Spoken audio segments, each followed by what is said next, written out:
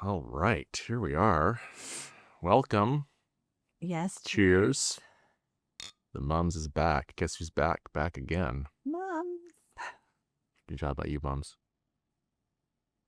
I didn't have that hard of a time opening it. I used the pliers, and then good thing I have my sweater paws. I was able to grab. I've had some luck recently opening with my hands. Wow. I used your ex-husband's technique, and it works. Oh, doesn't work for me. Oh, she's going in the sun. Yeah, the pug got a bath, and so she's a little cold. Oh. Here she comes.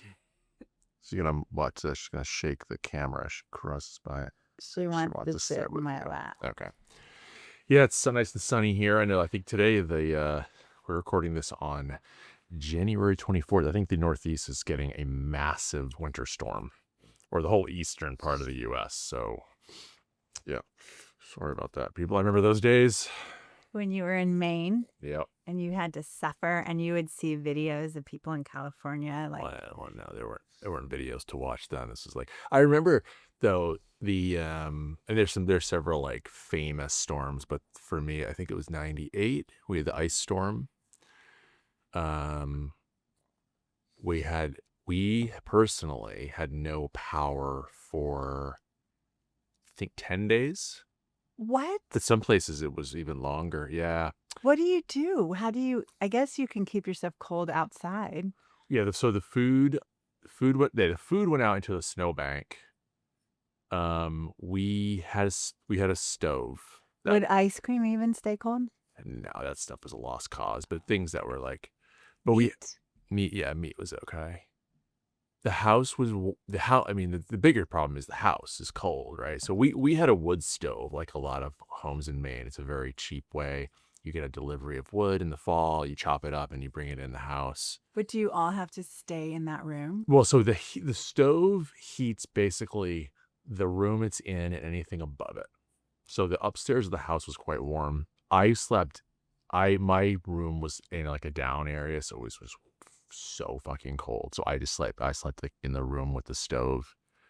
On like a little mattress, you would. I slept on the couch. Oh, like in the it was like in the living room. I can't even imagine.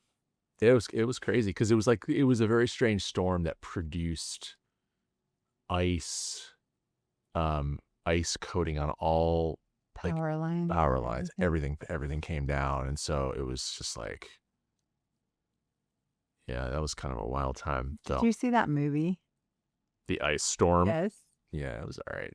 A little overrated, honestly. But it was so Key Party weird. Yeah, Key Party. It was. I just remember reading stuff. Joan Allen. And yeah, unfortunately, we're also recording on a day when ice killed someone else. I mean, this isn't a politics and current events show, but we wouldn't probably be like human if we didn't at least mention how fucked up it all is. I'm just so sad about everything. Like, the video's not great. I understand that the Trump administration and their like diehards in the media are gonna like do what they need to do to like blame other people for this. But if you're just like a regular person, I don't know how you could just sort of like look at this stuff and be like, yeah, it was his fault, or they asked for it. They were. I mean, it's just we've reached a level of. But are people not like, older people, like some of the constituents? I guess are they just they're not on social media. You know what I mean? Well, no, but they're on. No, I think they are. I mean, you're on Facebook. Oh, Facebook. But you can imagine the version of the videos. I know, that's what I'm saying. I kind of want to see them. I want to see how they're portraying this. Because how can they spin it that, and yet they are, even, I don't know. Anyway. All right. We won't dwell on this. Move on. Other than to say, it's just all fucked up. Yeah, so the song today. So thought we'd do a little activity to start. Let's go through all the songs we've ever done on this show.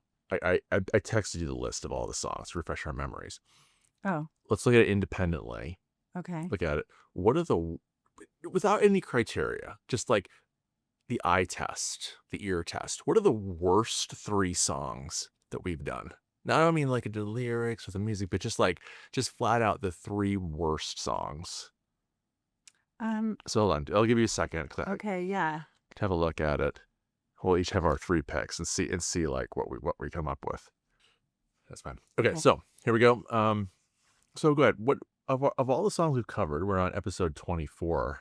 And some of our episodes actually have multiple songs. So Right. we've covered quite a few songs. Worst 3, go for it. Okay, so first it's the our jailbait issue episode when we're talking about it's just like so crazy that Egregious, okay, right. My next one is The Sign. Just the song bugs me. It's like it gets in there. Yeah. And then my third one is We Built This City. It's another like bother. Yeah. I don't know. Yeah. It's just stupid. Okay. Yeah, I had on my list The Sign. Okay, good. Pretty similar. I had like the Into the Night, Benny Mardones. Oh, really? I kind of like it. What? But she's just 16, and leave her alone. They said. Right, Into the Night. Oh, I was one. thinking of. Oh, sorry. Okay. So I had The Sign, Into the Night, and then I guess probably my third would be We Built This City. Oh, okay. Yeah. Yeah. So yeah, I'm with you there. Yeah. We're pretty much just like, I mean, there's objectionable things about all of them, but if it's sort of just like, what's just the worst song? What's funny is as I'm reading, I'm thinking like how many of the songs there's like when we did the Don't Stop Believin' episode. I love the song. There's so many. I love so many of the songs. Oh, so many. I love them. Yeah. Yeah. I mean, even a song like as absolutely inane as "Get Out of My Dreams, Get Into My Car." Yeah. I like that song. Anyway, I the point of this exercise was just that like I think today is the worst song that we've ever done. Oh yeah. I think it's like when I was kind of listening back, and there's good reason to do it. This song has a cultural cachet that's worth talking about. But when I listened back to it for the first time in a long time, I was like, this is such a fucking bad song. Like it's pretty terrible. Yeah. We just watched the video. The song is Nookie. It's not I Did It All For? No, just Nookie. Just Nookie. Just Nookie. Limp Bizkit. You know what's so interesting about this song for me, which is so dumb, like actually, is just that I heard it so much because I was working retail at the time and, it was in our playlist and just like to listen to this. Which is crazy though, because you were working at a high end. I was working on Rodeo Drive at the time at Tommy Hilfiger on the corner of Rodeo and Little Santa Monica. We were right next to Ralph Lauren, who everyone knows he's like obsessed with Ralph Lauren and wants to be. So he like modeled the store after that. And then I was in the collection department of, we had like everything, like the women's blazers were made at Loro Piana, who, now everyone kind of knows them. But at the time they were just a private label doing the best private label, and like they did Ralph Lauren's Purple label, which is the highest end of Ralph Lauren you can get. Like royalty? Well, Purple yeah. Royalty? I guess. Yeah. But so with the exception of like, couture, like where you would have something made to order. Sure. This is like so you're in this high end store and like all these stores have like their playlist they have to play. Yes. And it's just, but in a way, it kind of, to me, there's something like that actually kind of clicks with me where maybe the store liked the contrast of like their $1,000 blazer and fucking Limp Bizkit on the speaker, right? Customers could walk in and feel this sort of like artsy contrast or something. Well, but also Tommy Hilfiger's brother is Andy Hilfiger, and he was at that time like very enmeshed in the music industry and in a PR firm, and would bring like musicians into the store to shop and things like that. So I don't know if there was some Fred Durst connection in I don't know, in our playlist, if some of the musicians on there were bands that he was promoting as well. I don't know, Yeah. Yeah, I mean, this song is as we're gonna see, not necessarily like a huge chart topper, but a cultural moment, a thing. It's a thing that and even just watching the video, it's like you can kind of sort of see this sort of moment in the late 90s that this song captured.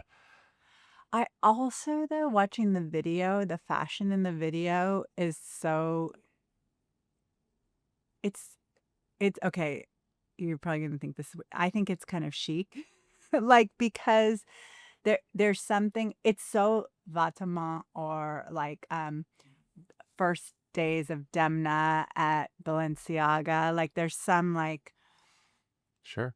and I don't know, I just, it's very, it But yeah, I mean, timeless. does fashion respond to culture or does culture respond to fashion? Mm. I think fashion responds more to culture, would be my I know it's, like, blurry, but I do feel like ultimately, like, people fashion grabs something that's in the zeitgeist Yeah. for its own, Yeah. because I feel like Demna, like, maybe but it's that idea of art is what the artist says it Sure. is. Sure. So, if Demna said, like, he made DHL T-shirts for Balenciaga, Mhm. right? Yeah. Yellow cotton T-shirts that said DHL on them in red writing, like, exactly like Yeah, like a driver would wear. So then those even the drivers, like, selling their old T-shirts for $300, like, it was this sure. moment, Good right? job by them. Yeah, but because this person said this is art, so I don't know, that's just to answer your, uh, question about culture versus, Oh, you say you know? because the chicness of this video. Yeah. Okay. Well, welcome to But I Won't Do That. Hi. Today on the episode, the Durst song we've ever done on this show. Nice job, babe. Nookie by Limp Bizkit. We're gonna get some more champs and we'll be right back. I put it in the freezer. Oh, okay. Good job by you. Probably nice and cool. Yeah, I wanna know where the etymology of bush league. I love that. Me too. That was what that was a term I heard recently on a Maine police chief used to describe ICE. He said they're Bush League. Oh, I like that. I do love Bush League. That's Bush. We used to say when someone would do something really bad. So that's a common sort of Bush. main Oh, we would say it. Yeah, for sure. it's very I like So it. Bush. I wanna know the etymology. Do you care? No, go ahead. Okay. All right, we're back Hi, cheers. with more champs. Ice cold. Ice cold mums. Ew. I'm gonna start to hate the word ice. How can we say Oh, ice cold shit. without saying that? Yeah. It's freezing cold. Freezing cold. Brr cold. Yeah. Brr cold. Yeah, we can't say ice. So today's song is by Limp Bizkit. Just the name of the band, huh? Limp Bizkit. Yeah. Okay. I don't know if this is gross to you or true or not, but Yeah. in my memory of this time, this sort of era, biscuit was another name for women's genitalia. Did you? Yeah. I didn't know that. Oh, that's why I'm wondering if it's like this weird gender Well- bending. Well, he said Durst said that when he came up with a name for the band, he wanted something that was off-putting. He wanted something that repelled people. So he had all these different combinations. I think one was like I forget. They were all these like variously gross or off-putting names.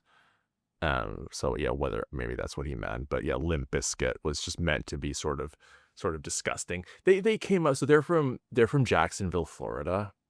Which, look, if you're from Florida, listener, I'm sorry. Like, I know there's a lot of jokes about Florida, but there's a special type of joke that should be made about Jacksonville.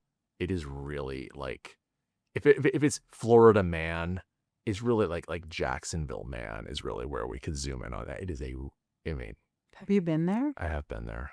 There's a big naval base there. Oh, It is like epicenter white trash. It's one of the epicenters of white trash. do you have any stories about being there? Not particularly, other than just like you're there and you're like, oh boy. It's just And so to hear that, when I read just this morning that Limp Bizkit's from Jacksonville, I was like, oh my God. It just follows so well. They came up, they're in some ways they're, kind of a classic story of a band just working hard in the underground, just working their way up, getting their tape out there until they were noticed. Which But you've got to respect that. yeah, so that's Limp Bizkit. A little bit more about them. So Limp Bizkit is an American, and the genre used here is new metal, NU metal. No. So let's see, new metal. Let's see, a subgenre of alternative metal. I think we've talked about this before, but it basically it combines. It's like hard guitars with some funk, some hip hop, some grunge. It has a very particular sound. That's where they come from. Bunch of band members. One of whom I think it's this guy Wes Borland, the guitarist. Yeah, that's him. He was known for wearing very sort of outrageous costumes on stage. And in their early days, that's why people came to see them, because he always had some outrageous costume on. Even in the Nookie video, right? He has like black contacts that make his whole eye black, so that it just is so uncanny. Yeah. As you look at him, he almost looks like alien. Yeah. And anyway, he was sort of their big draw. And then Durst. I mean, the thing is, their front man is Fred Durst. Yeah. Fred Durst, people remember. He's got this sort of like douchey goatee or chin hair. That goatee of the 90s is disgusting. Yeah. I'm sorry. It's just like men's chin hair. But like there was like the pointy one. There's just like they were decorative. They were very like stylized. It was stylized chin hair in that era. Like in this picture you just pulled up. But again, Wikipedia is showing a recent photo. So more recent. He's 55. So he was at Frederick Allen Maine the Third. Maine, Mayne the third. Jacksonville, Orlando, Who's the first and Cherryville, second? North Carolina. Yeah, who are The they? father's famous for wrestling alligators. Like Exactly. This is his lineage. Yeah. My father. Do they have Southern accents in Well, Florida? Durst was in the Navy for 2 years. Babe, solidarity. Do you guys have some sign you say to each other? Wait, he's in the Navy for 2 years? How do you serve for 2 years? I wonder if he was kicked out. Why? What do you mean? Well, 2 years, that's kind of a... Like, what's the least you can do? Well, typically, if you enlist, it's like 4 years. 4 years? I want to dig into that. What happened? 4 years is a lot. Anyway, so he grows up, he gets into things like, he's a white kid getting into breakdancing, hip hop, punk, heavy metal. He sort of has this like, I mean, to me, in a lot of ways, he's a, okay, so the Gen Alpha word is, choppelganger. He's a choppelganger Beastie Boy. So like, choppelganger is this like, I learned recently, is this like Gen Alpha word for someone who looks like somebody but like a downgraded version, and our generation would say that's a poor man's version. Yeah. And for me, the extreme is that's a homeless man's version, which I apologies, I know you really shouldn't say that anymore, but so choppelganger, because they love to say something's chopped if it's ugly. And for Durst, to me, is like a choppelganger Beastie Boy. Like he has sort of like the interests and like style-ish of the Beastie Boys, but totally off-brand. Like, when did they come out? The Beasties are 80s. Okay, 80s into the because 90s. To me, so I'm like, you're giving him way too much credit. Like, I think who's the third iteration of a Beastie Boy? Like, okay, yeah. He's he's the homeless man's Beastie Boy. No.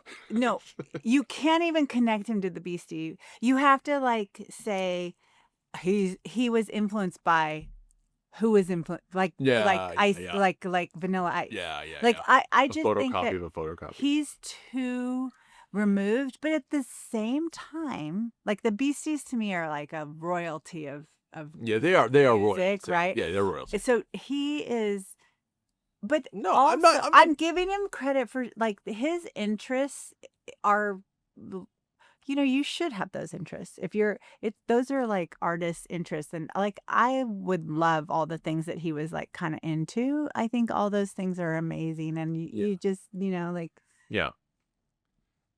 you get sucked into that. Sure.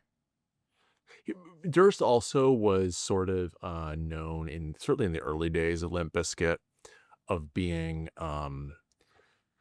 antagonistically homophobic. Oh, Yeah, he's I mean, just generally the reviews on him is that in the 90s and 2000s, certainly like just kind of like an asshole. Homophobic, called a lot of people, you know. but okay. I'm sorry I keep playing the devil's advocate, and I have no love Yeah. particularly for Fred Durst, but I'm also thinking in the 90s, everyone was like Eddie But Murphy was doing, no, you know, but what I was reading was that like even contemporaneously, the bands that they were playing with, like they get their start like opening for they start opening, for example, for bands like Faith No More. mhm. Even Faith No More is like one of their band members recalling that guy Fred Durst had really had a bad attitude. He was kind of a jerk. I remember he called the audience the F slur at one show when they booed him. Not a good scene, right? So he was like Oh, just, okay. he just wasn't like a good guy. A lot of anger issues or Yeah. what, I don't know. Yeah, yeah. But but they make their break actually, which is this is how ironic is this. They make their break on a cover song of George Michael's Faith. I have no recollection of that. If you heard it, you might be like, "Oh yeah, that's right. They did this." It wasn't like a hit, but it had like made some minor waves. They turned that into a record deal, and then they're off from there. But what is so interesting is there are they come about at a time when music is really taking a turn towards alternative or modern rock. And this dovetails really nicely with our last episode where we talked about SoundScan Yeah. changing the way people understood what were sellers. Yeah. And I was thinking a lot about this, like, if you grew up anywhere in America other than like a major city in the 1980s, 70s, and 80s, we kind of we have a nostalgia for radio, but it was pretty fucking bad. Like if you were like, okay, I can only speak to my own experience, but I think this probably rings true for any listener who grew up not in a big city. Radio was terrible. It was a couple stations of classic rock, which was like 60s and 70s, some country, maybe some maybe Christian music, depending on where you grew up. Like it was not good, with one exception: college radio. Yeah. And college radio was the one disruptor. And I can even remember in freaking Podunk, Maine, there's a little college in Bangor called Husson. And it was just absolutely hilarious. These college kids getting on the radio but the difference is they were not tied to commercial. And so how did they get their how could they listen? What was their connection? Did they have a cousin in California and New York? Okay, I'll give you my example. Okay. So I went to a school in Massachusetts Okay. in the 90s, and I hosted a couple shows on our college radio station. WCHC, shout out. Here's a picture of what it looked like. That's our studio. That was the studio. That's a nice studio. And so this studio was incredible because, first of all, we had a very low powered tower, but the college was on a hill. So our listening radius was like 200,000 people. Not that 200,000 people listened to the station, but people could listen to this. And I would go in there. I had two shows. So one was a show that I sort of like tailored to a certain type of music. He's never told me this before. I've never told you this because I had not thought of it. I had not thought about this in years until I This started is thinking about college fascinating. radio. I'm always trying to dig into Dan's history, and he has no recollection. Well, I don't. Excited. Okay, I go. haven't thought about Go. this. Okay, Yeah. I'll stop interrupting. So I had two shows. One was more tailored to like, I did sort of like a jazz and like soul kind of show. But then one was just free format.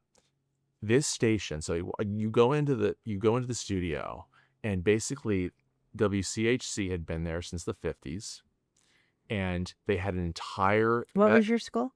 Holy Cross Okay. in Worcester, Massachusetts. Okay. So imagine like a huge walk-in closet of vinyls that had been collecting since the 50s. Okay. Then outside of that, you had the main room, which was full of CDs that had been collecting since like the 80s. Okay.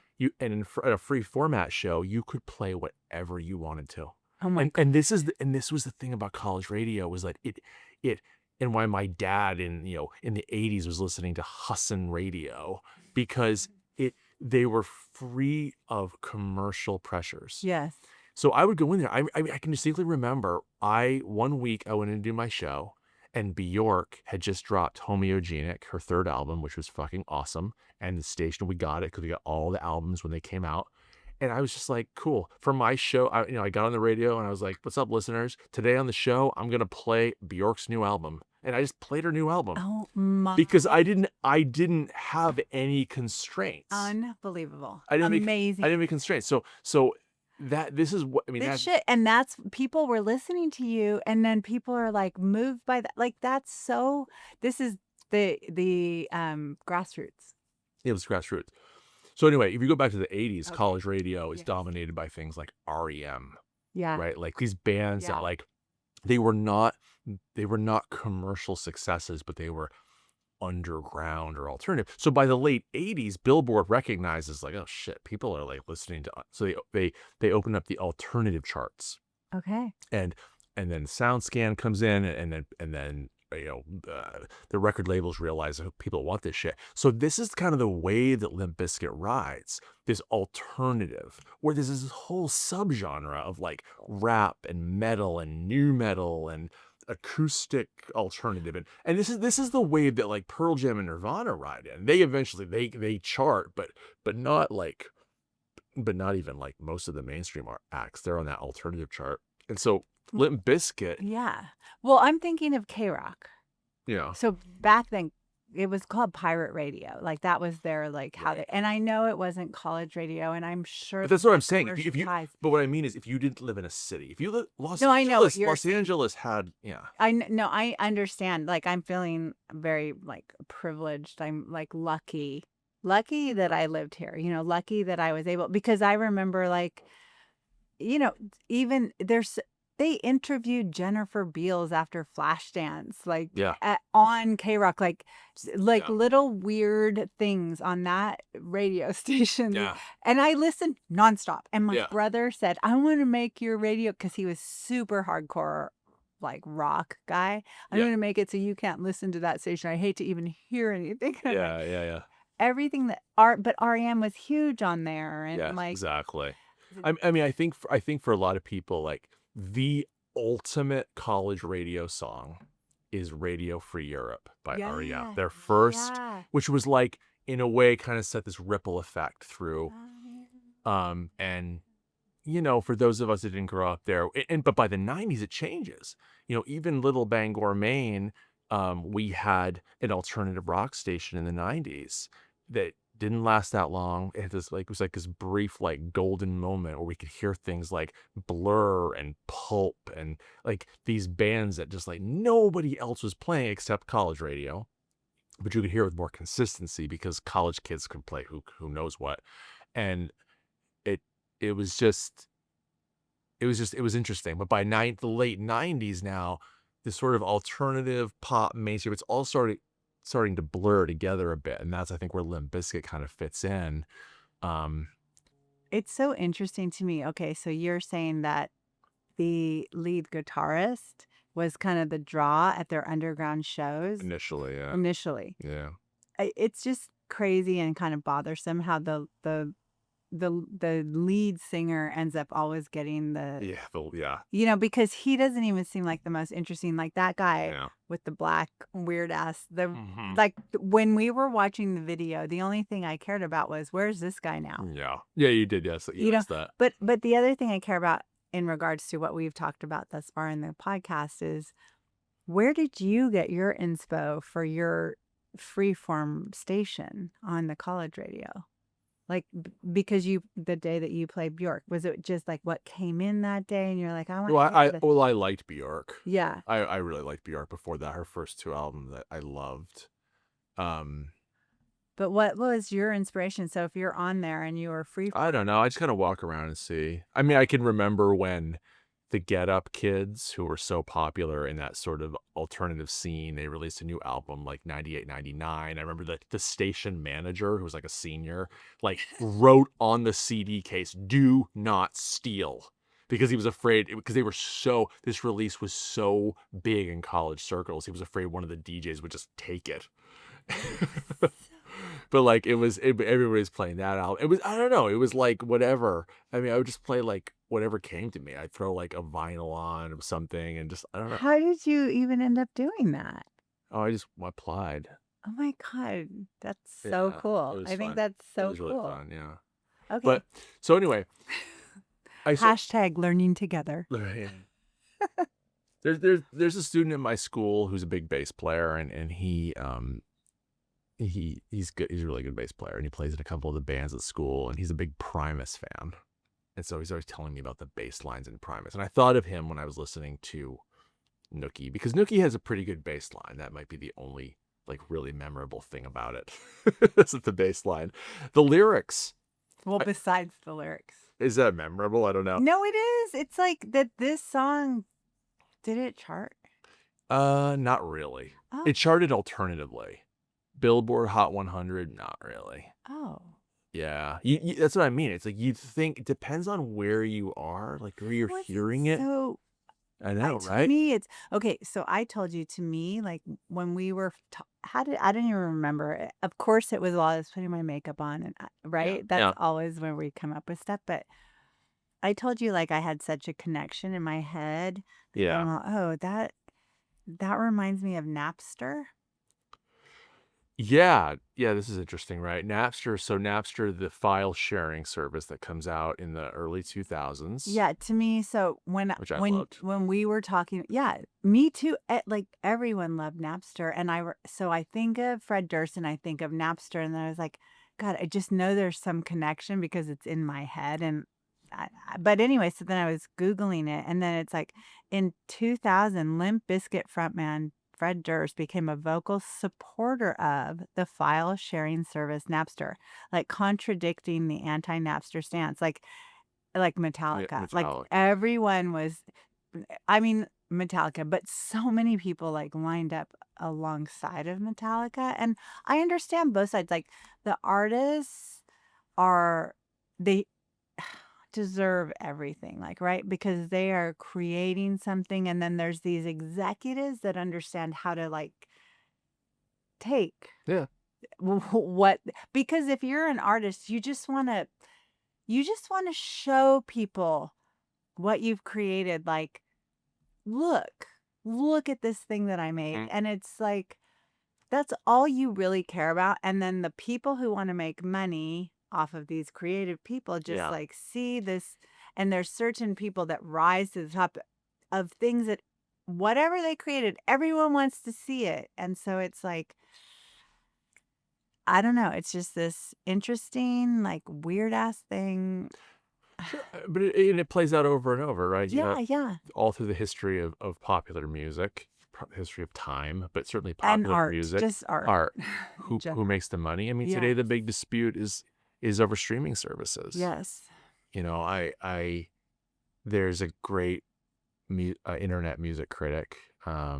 His site is called The Needle Drop, and he's really great. But he is, especially recently, really coming out hard against Spotify and other streaming services. It's like, look, if you really support artists, you need to get off these streaming services.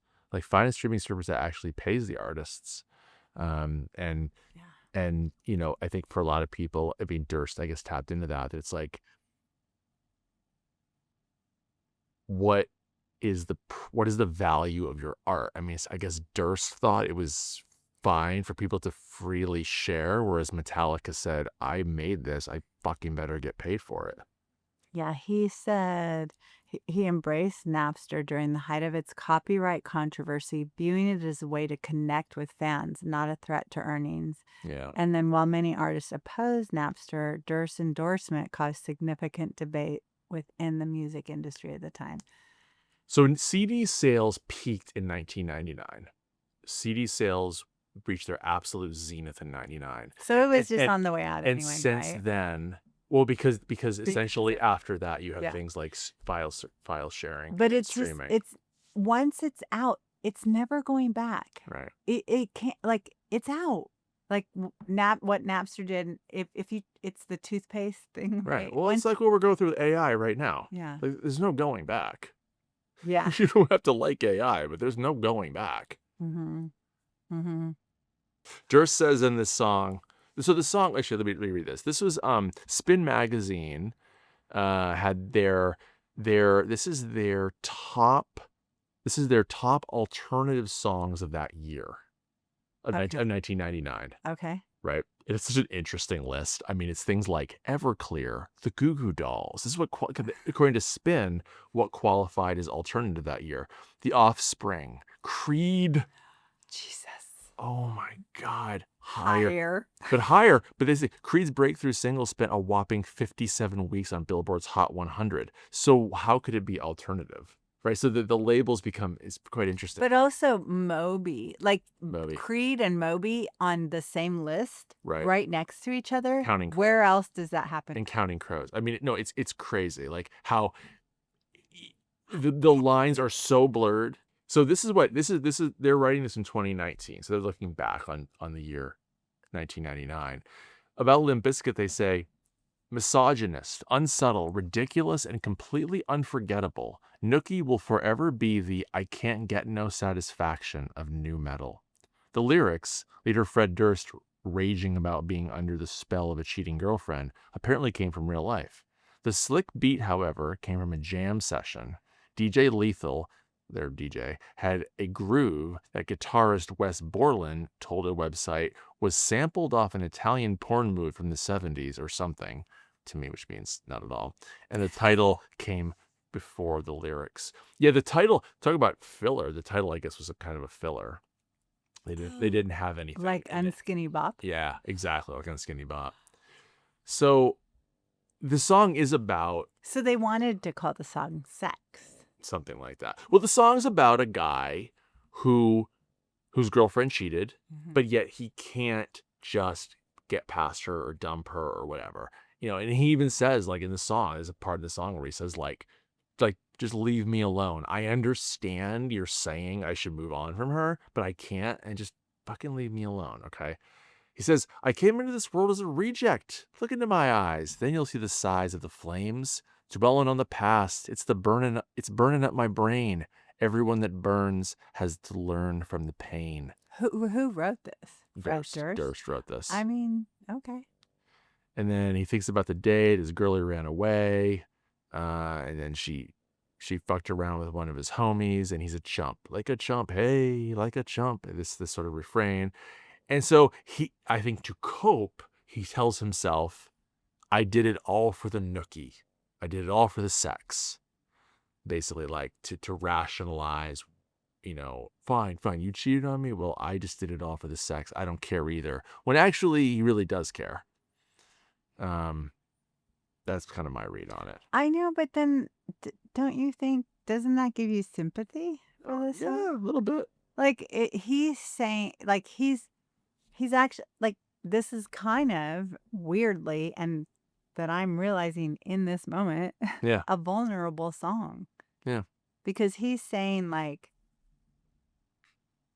I cared, but no, I did it all for the nookie. Like, he's actually like, I cared. Yeah. I loved her and she cheated on me, but I just did it all for the sex, right? Yeah. He says, I'm only human. It's so easy for your friends to give you their advice. They'll tell you, just let it go. But it's easier said than done. I appreciate it, I do, but just leave me alone. So, I think you're right. Despite the sort of like, the song is very much angry, Yeah. right? Like you were saying, even in a video, there's something almost vaguely like Nazi-ish about just like these angry young men in the crowd. It's tapping into a Well, certain, they're just 2 degrees south of Heil, they're like, they have their arms up and, okay, maybe it's a fist instead of open hand, but okay. yeah, It's like, yeah, I did it all for the nookie. You know what I mean?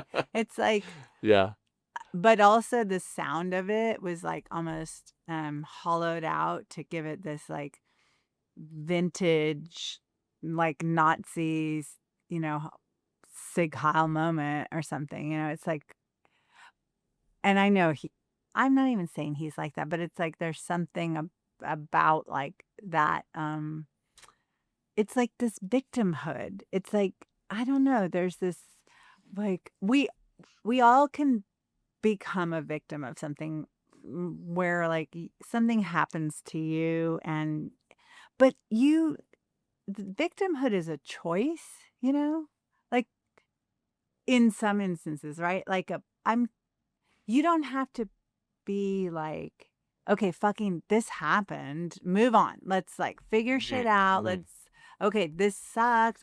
Let's you can take it all in, and there's a period of grief, and there's like where you have to come to grips with everything that happened, but also can like don't live there, Like I think that it, that's where that moment of Sig Heil comes from. It's like this happened, this girl, and like, and now from now on, and because I feel like in the 20s, something happens to some young men, and in their mhm. 70s, they're still like love girls, but think that, I don't know, something went wrong.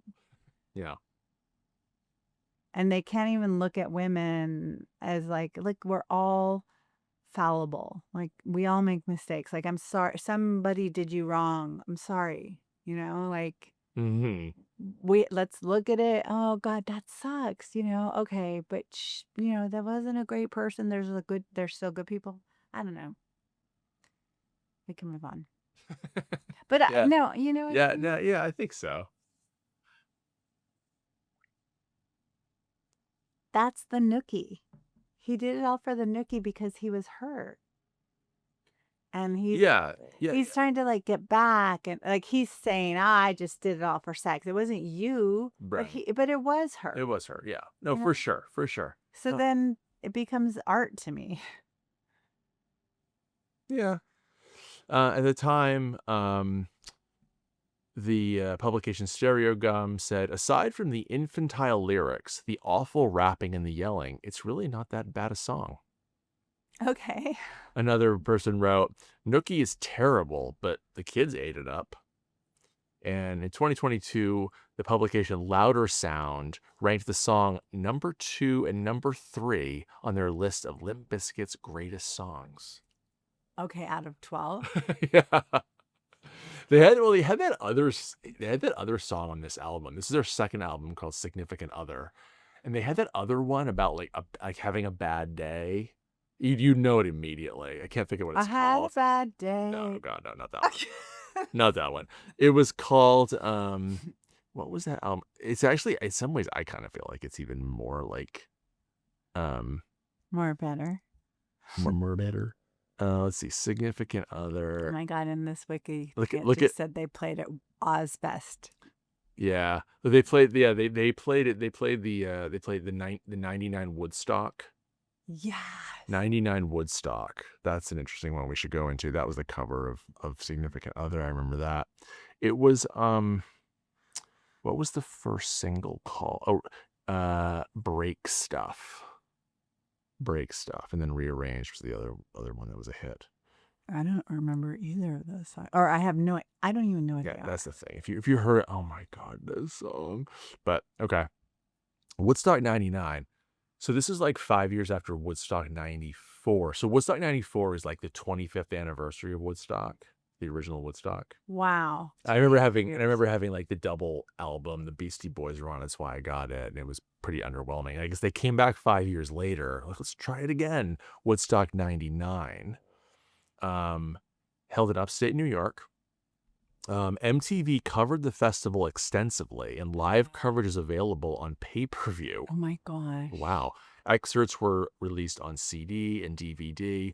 The festival was marred by sexual harassment and rapes, difficult environmental conditions, overpriced food and water, poor sanitation, well, like the original, rioting, looting, vandalism, arson, violence, and 3 deaths. 3 deaths? Leading to media attention and controversy that vastly overshadowed coverage of the musical performances. You think? Oh my Lord. It has been described as a flashpoint in cultural nadir, like a concentration camp. Woodstock 3? Woodstock 3. Oh my gosh. Did you know that? No, I absolutely did not. Let's see. Many of the high-profile acts, such as Red Hot Chili Peppers, Okay. Metallica, Okay. Fatboy Slim, DMX, Oh. Limp Bizkit, Korn, Alanis Morissette, Bush, Kid Rock, and Creed were popular or rising artists of the era. Creed. While no acts that performed at the original Woodstock Festival took the stage, 2 individuals did. One member of The Who and a member of the Grateful Dead. How boring is that? Who cares? Let's see. Why do we even care? Why do they even cares? say that? Let's see. Stupid Wikipedia. Let's see. Oh, I love There's you, people that Wikipedia. wanted to perform, like Marilyn Manson and Foo Fighters and Sugar Ray. These people who had to bow out. They're probably glad they did. The festival was held on the east side of Rome, New York, at a former Air Force base. The promoters were determined to avoid the gate crashing that had occurred at previous festivals. Okay, blah, blah, blah. Who cares? The thing about previous about this. festivals, the gate crashing is what Yeah. created the chill vibe, and like, you know what? Just like let people crash. Some notable moments from Woodstock '99. Kid Rock remarked during his performance, Monica Lewinsky is a fucking hoe and Bill Clinton is a goddamn pimp. This is during the Lewinsky Clinton What, stuff. you know what though? What That's abs. high. But also Okay. look at that. The woman is bad. The man wants to have sex with her, so she allows it, and she's Oh, the the power dynamic is unbelievable in that story. It's just you can't. He's the president of the United States, and she's the hoe. Yeah. Sorry, she was an intern who was like enamored of his power. Like, anyway, No, okay. it's bad. Fred Durst of Limp Bizkit began complaining to the sound technicians after the performance of Limp Bizkit's song Break Stuff, as his microphone was cut out while the main sound tower was being evacuated during ongoing vandalism. Oh my God. Well, that would be annoying if you're performing. You've got to admit that. My God. Anyway, let's see. Okay, problems. Let's check out the problems. Let's check out the problems at Woodstock '99. Temperatures on that weekend were 100 degrees. Okay. Oh, here. Done. This is the basis of everything. Every one of my friends, like I'm like 100 degrees sucks, but like I can kind of This deal. is on this. So this. Billy this would is be it. punching me in the face. She would hate this. She hates hot weather. Wow, and it's basically on concrete as well. Oh, no. Sorry, we're punching each other. Wow. The number of portable toilets installed proved insufficient for the number of attendees. What a shocker. The toilets and showers soon became unusable and overflowing. Sick. Male guests resorted to urinating on the side of the toilets or behind vendor stalls. This all sounds about right. Obviously. Excrement from the toilets flowed into the mud pits and camping areas. Sick. Camping Mixing area. with water from the broken pipes. Many attendees began jumping into the mud pits and water troughs to stay cool in the intense heat, Poo troughs. unaware of the contamination. Poo. This led to many cases of trench mouth and trench foot. Sick. This is like freaking First World War. World War I disease coming back for 1999. Extensive substance abuse and poor security, Okay. along with the culture of misogyny, contributed to widespread abuse of female concert goers throughout the festival. God, that just like puts me over like some innocent like because you I love mean, how bad is this though? music. During the Offspring's performance, the singer condemned the crowd's behavior after witnessing numerous women being groped in the audience. That's how egregious it was. The lead singer's on stage. Actually, he can see it. Well, thank God he said, Yeah. no, don't do this. As Like, I did have to Flea say, of the Red Hot Chili good, Peppers good and job, Flea. Jamiroquai. Good job, Jamiroquai. At least Thank 5 all of you. rapes and numerous sexual assaults and incidents of sexual harassment were officially reported, though it's widely believed it was far greater. Of course. That's the thing about these rape statistics. No one, because somebody feels so much shame because you're in the moment, you can't. Eyewitnesses reported a crowd surfing woman being pulled into a crowd and assaulted during the Limp Bizkit performance. I mean, it is just... This went dark, babe. Sorry. We just had to talk about... We just had to talk about Woodstock 99. But I just say, these music festivals, like, they have I have such zero interest in these things. Like, any music festival I've ever seen, it's like Lollapalooza, so overpriced and so like, oh, you're just gonna be standing out there waiting, walking around. I mean, okay, I'll admit I have been to one, but this, this sort of multiple tents and you're walking. I don't know. I just have no appeal. There's no appeal to me. I know, but like I remember loving Lollapalooza because it's every band you love is playing at once. Where did you see Lollapalooza? Irvine Meadows. Irvine Meadows. Lollapalooza went to Irvine Meadows? Yes. Wow. Yeah. Anyway, I'm just saying, like, I hate that idea of what happened. I don't know what to say about that. Ugh, I hate that. Because all you want to do is see your favorite bands and then that shit goes down. It's like, I hate, I came out unscathed from the one music festival I went to. Yeah. But like, if Ruby went to something, I wouldn't want anything to happen to her, of course. Yeah. Obviously. Violence and vandalism considerably escalated during the evening's performance of Limp Bizkit on the second night. Because it's so aggressive. Concert goers also began moshing violently as they would, visibly destroying nearby structures and crowd surfing by utilizing the plywood barriers. Frontman Fred Durst addressed the crowd after being approached by festival staff. Quote, they want us to ask you to mellow out a little bit. They say too many people are getting hurt. Don't let anybody get hurt, but I don't think you should mellow out. Mellowing out? That's what Alanis Morissette had you motherfuckers do. If someone falls, pick them up. So he wants the but the thing is, like, what a jerk though. That's very jerky. You can do all that. Well, but he's not a girl. Like if he's like riling men up to, assault women, people are all going to something to like experience something, and you want to it's community. There's a lot of community in that experience, and there's a lot of like appreciation of art. Like there's people there for you, Fred. Yeah. They like the way you sound, and so you're bringing people there. Women too. They love you. They don't want to go there and now get assaulted, and then for the rest of their life is different now in a negative way from then on because they loved you. Yeah. Understanding,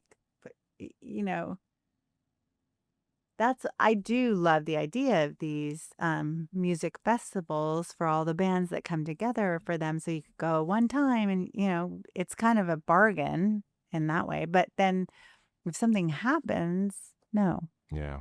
By the way, I'm noticing here, love, that there is a 2022 Netflix documentary called Trainwreck, Woodstock 99. Oh my gosh. We have to watch that tonight. That's when we eat our sandwiches incredible. Tonight. Shit, it's gonna be dark. Anyway, Durst. I mean, it really should come as no surprise. Late 90s, so we're like, we're 15, 20 years from Me Too. I mean, in some ways, we're probably like almost at the height of misogynist behavior, where probably a lot of men, especially like in these kind of like band roles probably felt like they were invincible. Mm-hmm. And that sort of attitude kind of was in the culture, was in the crowd, certainly at these shows. I mean, any final thoughts on Nookie? I mean, just the fact that I'm working in a retail establishment on Rodeo Drive, Yeah. Beverly Hills, California, and I am selling like $1,800 to $3,000 blazers Yeah. to these women that are in their 60s Yeah. that are shopping with me because I'm on the second floor, and they're complaining about how loud, because okay, our music was so loud in our store, and people would sort of be like, go with it. But when this song would come on, I I had incidents of complaints, like where I would have to go over to tell the manager that Yeah. someone complained again about the music, and it was Yeah. always this song. Yeah. And this song was on our playlist, so I always heard it. And then that was my department. I was in like the collection department on the second floor, and it was like people did not appreciate that music. And it was very loud, and this song was very annoying. I did it all over the Nookie, yelling in your head. Yeah. It's very repetitive. The song. If you don't like that, you shove it up your, like, is he saying ass? Like, no, but it doesn't even say it's stick it up your stick it up your okay, so yeah, yeah. but everyone thought it was like ass, Yeah, right? yeah. Because like, Which so, it is, but he's not right, saying you would hear that, and these poor like 60-something-year-old women, like I remember, complimenting their toenails. Let's change the subject. Your toenails look great. They look great. Forget Nookie. This song is just so overwhelming, and they're coming out of their little dressing room, and Yeah. The song reached number 3 on the alternative charts, did not chart for the Hot 100 singles for the year. for Billboard. Yeah. So it just didn't have that kind of, but again, it like a lot of those songs, they didn't have the mainstream cachet, but they had something. But did Nirvana chart? Something. No. Nirvana was not on Billboard. No. So, but Nirvana, had some, and Pearl Jam too, that kind of dominated alternative charts, but they had very little. How are these Billboard charts separate? charts. So nothing was on Billboard. Very little, because they're not being played on like Mainstream radio. yeah. Of course, by here though, they're doing like, they're doing SoundScan, but so Cher, Believe, number 1 in 99. So that's selling a ton of albums. She's selling a ton of albums. TLC selling a ton. Britney Spears selling a ton. And it's just, Kiss Me.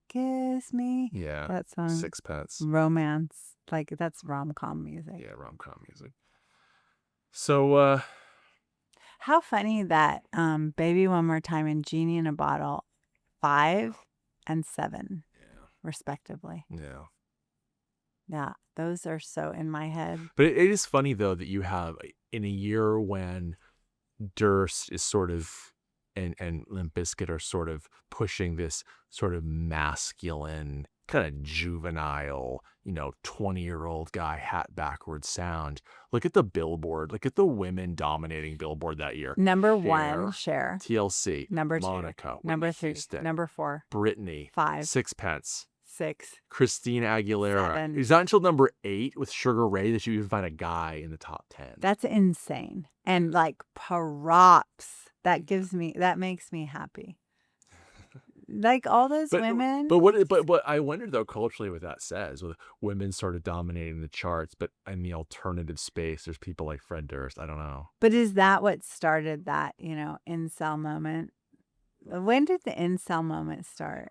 Because like these people that incels have always, I think they've probably always been around, but sure, the internet let them connect. Right. So what is it like? Because to me, all these women being in the top,